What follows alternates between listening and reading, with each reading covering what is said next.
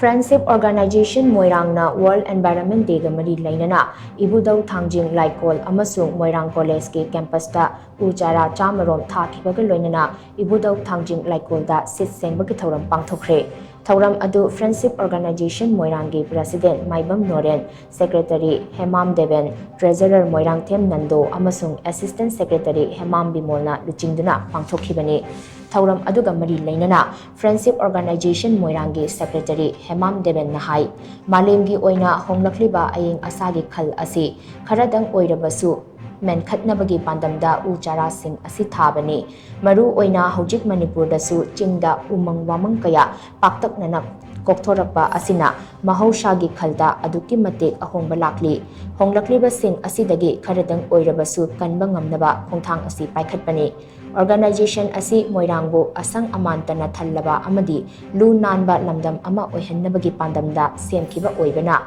pandam adugi saruk ama oina ngasigi thouram asi pangthokpani makhata nasu organization asina thabak thouram kaya paikhathigani hainasu mahangna makhata na phongdokhe.